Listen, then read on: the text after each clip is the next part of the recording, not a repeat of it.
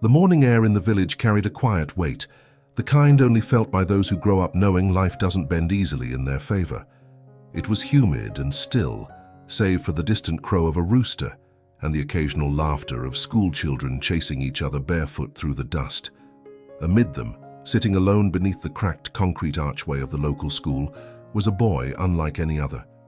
His name was Nico. He was 11 years old, and he had no arms.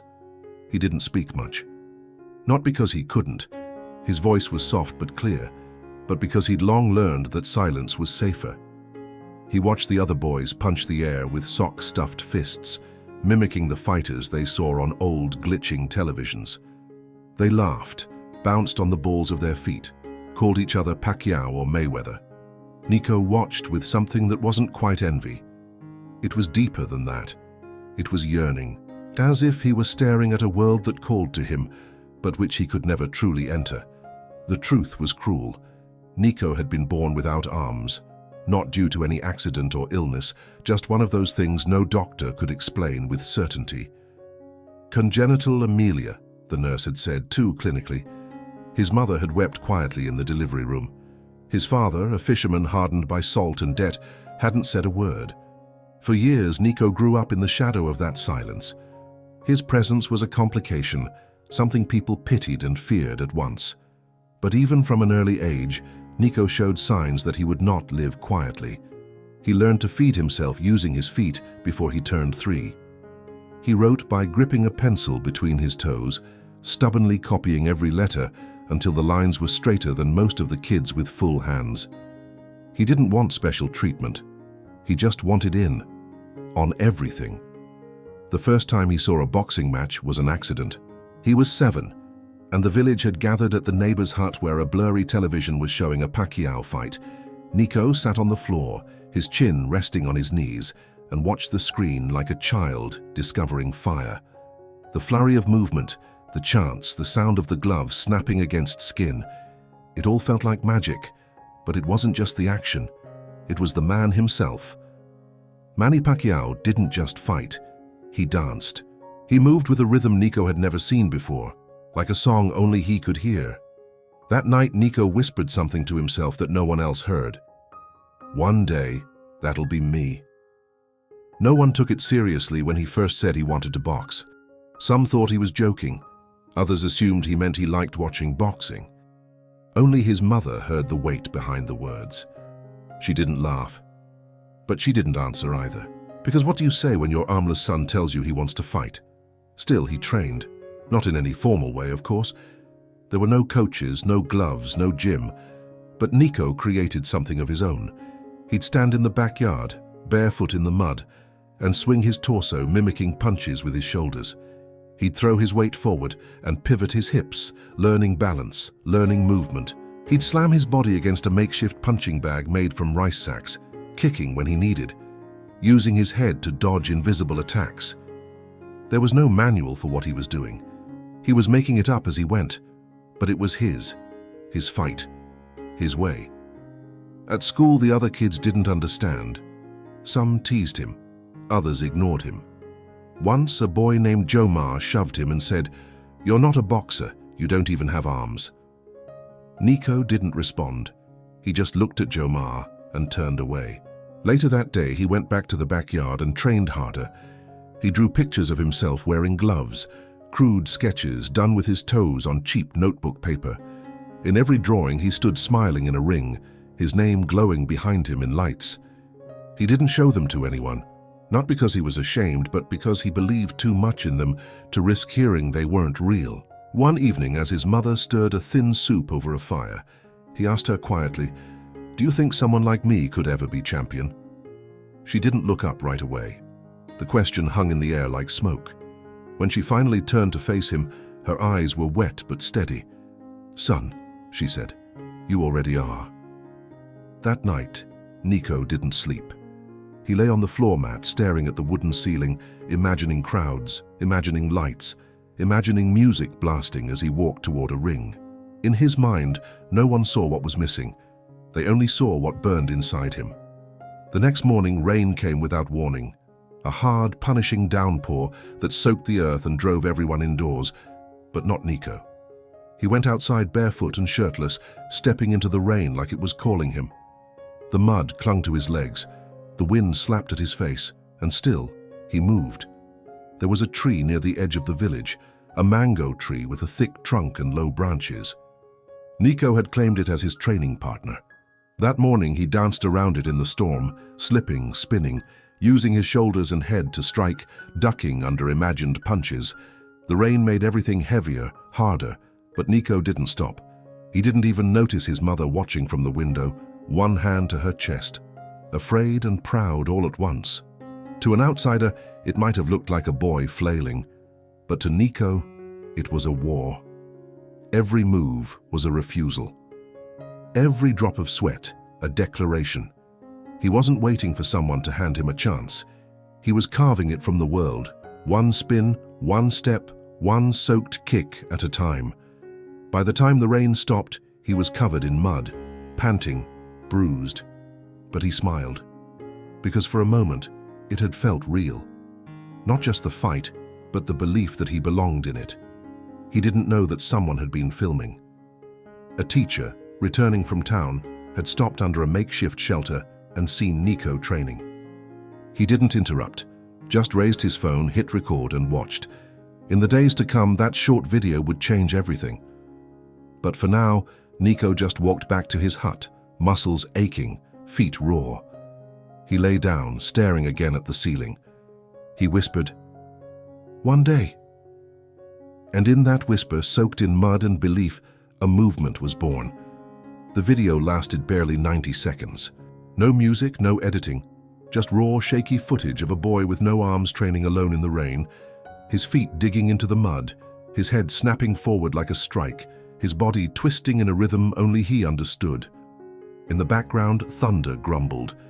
At the end, he slipped and fell but rose again, grinning. That grin, drenched, defiant, was what stayed with people. It hit the internet like a lightning bolt. At first, it was just local. The teacher who had filmed it posted the clip on his personal account with a simple caption. "This is Nico. He has no arms, but he's got a fighter's heart." Then someone shared it. Then a small page reposted it. Then a regional news site picked it up. Within a week, the video had been viewed over 2 million times.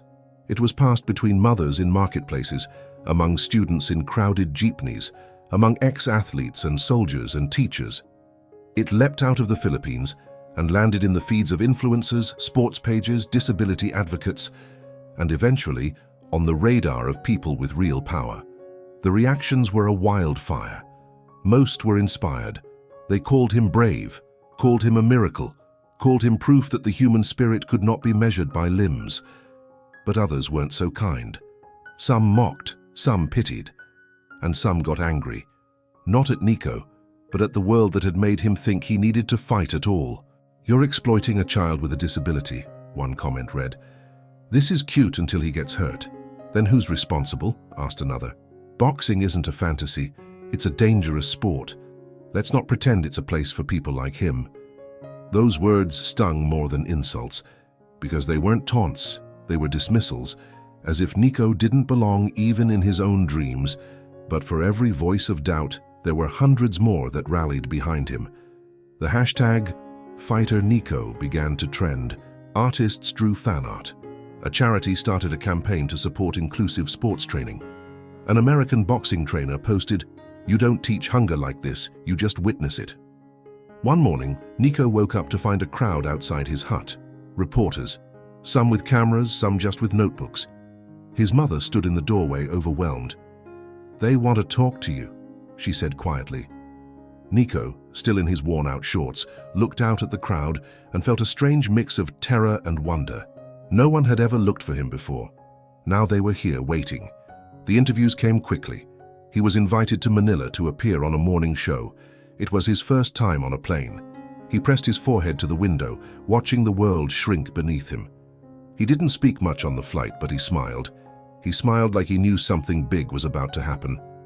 In the studio, they dressed him in a crisp polo shirt and sat him in front of bright lights. The host leaned forward and asked, "Nico, do you really believe you can become a boxer?"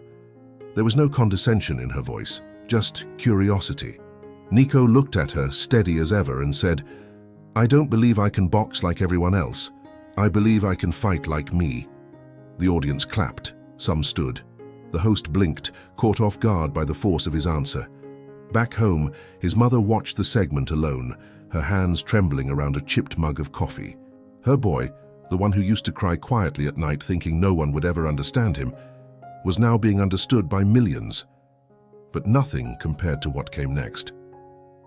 2 days later, Nico's story was featured on a primetime news special.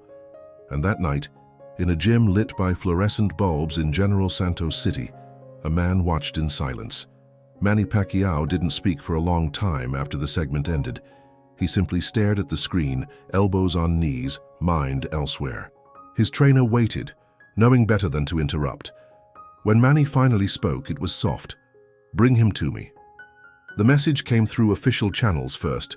Nico's school principal got the call, then his mother. It was cautious, respectful. They made no promises.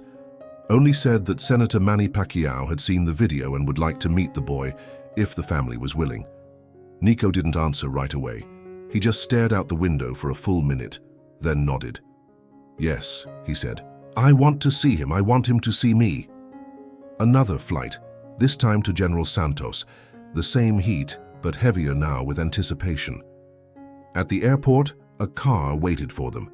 A representative from Pacquiao's camp greeted Nico like he was someone important. Not famous, important. That distinction mattered. The gym wasn't what he expected. It was small, worn, smelled of sweat and old tape. But it pulsed with energy. Dozens of fighters moved like shadows between heavy bags and speedballs. Coaches barked orders. Music thumped low. And then everything stopped. Manny Pacquiao walked in with the casualness of a man who didn't need to announce himself. He was smaller in person, but somehow larger at the same time. His presence filled the room. He walked straight up to Nico, knelt so they were at eye level and smiled. "You must be the one who wants to fight me," Manny said. Nico didn't answer. His voice had vanished. All he could do was nod. Manny looked him up and down, not with pity, not with skepticism, with curiosity. "Show me," he said. They cleared the ring. People watched in silence. Nico stepped in barefoot. He didn't speak. He didn't try to impress. He just began. It was the same dance as always. His shoulder swings, his low pivots, his rapid footwork, the torque of his torso. But something had shifted. Here under the lights, before the greatest boxer his country had ever known, Nico moved not like a boy pretending to fight, but like a fighter discovering his place. When he finished, breathless and sweating, Manny didn't clap. He didn't cheer. He walked into the ring and stood before him. "You have fire in your eyes," he said. "That's something no one can give you, and no one can take away." Nico blinked, stunned. For a long time he had imagined this moment ending with a handshake, a photo, maybe a few kind words. But this wasn't that. Manny turned to his team. "We'll train him," he said simply. "Not to be like me, to be like him." The room erupted in murmurs, some surprised, some unsure. But no one objected, because when Manny Pacquiao made a decision, it echoed. Nico didn't quite understand what had just happened.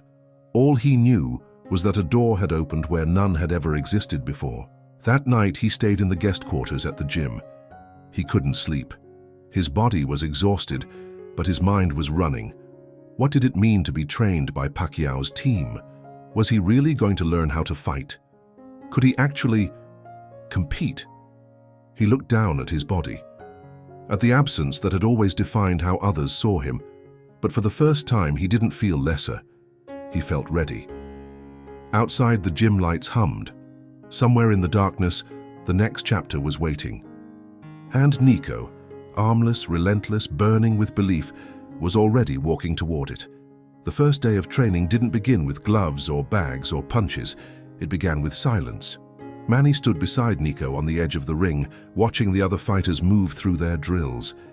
He didn't speak for a long time, letting the rhythm of the gym settle into the boy's skin. Then he said quietly, "Fighting is not about your hands. It's about your decisions.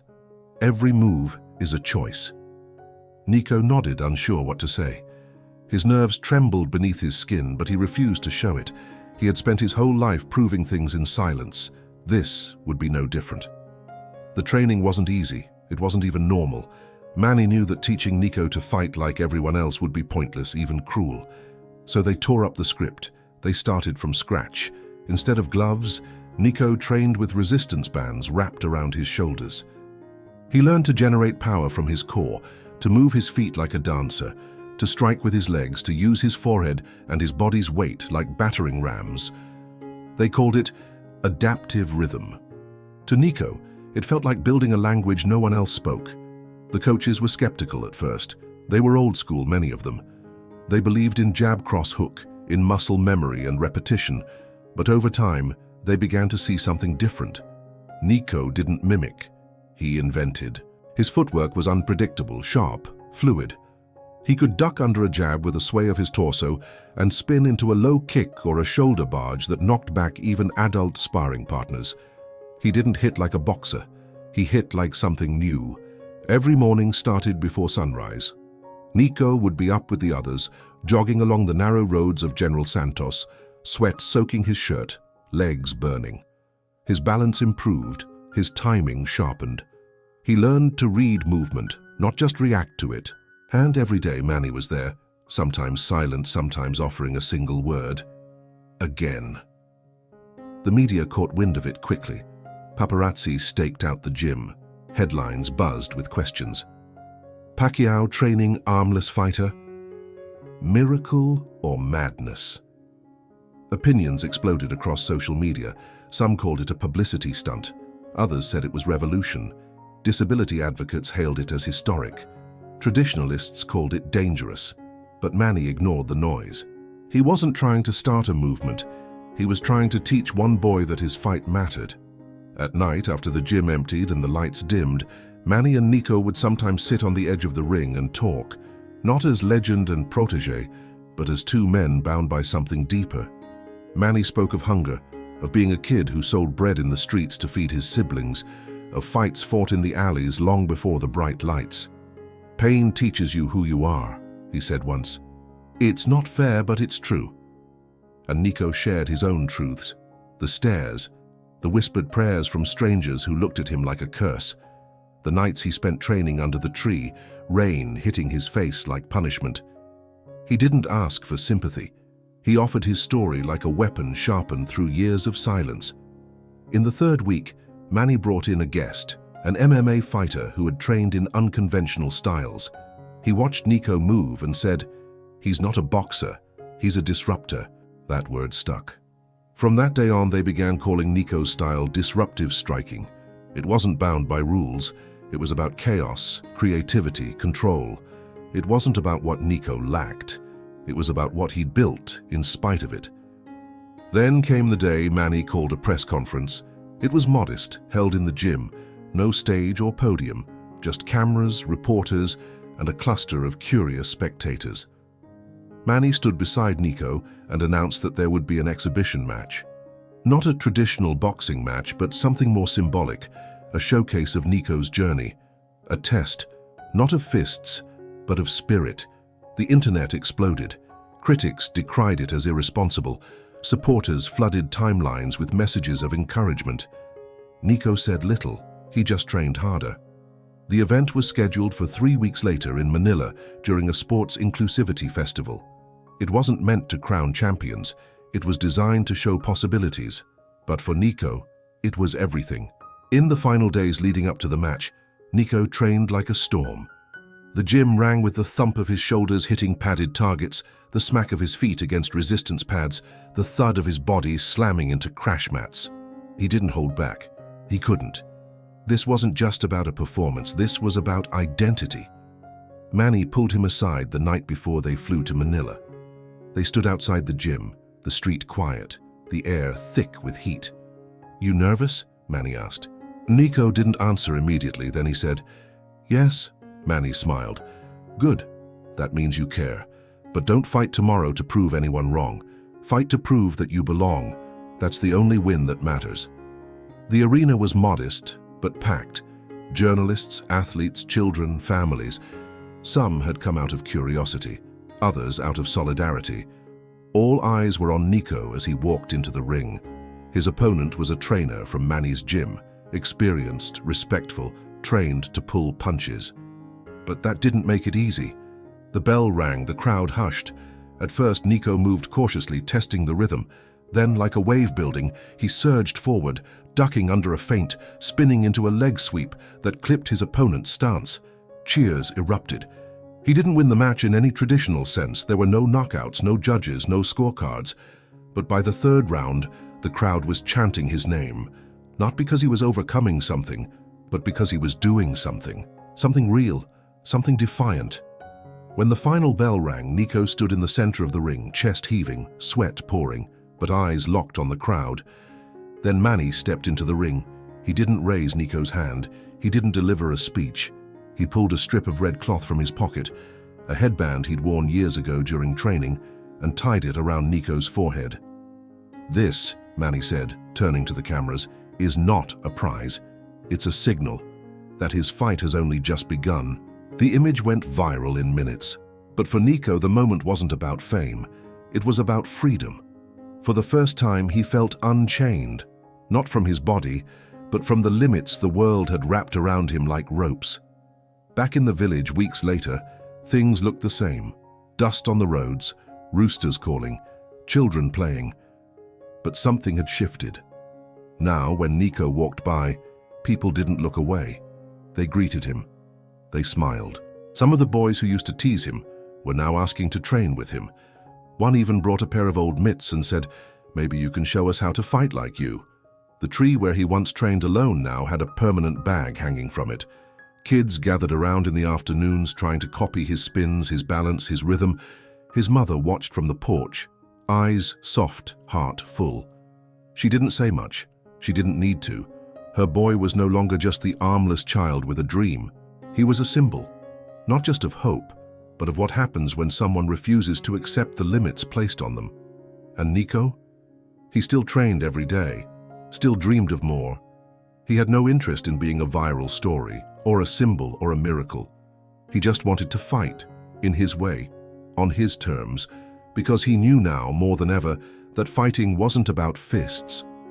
It was about fire, and his was only just beginning to burn.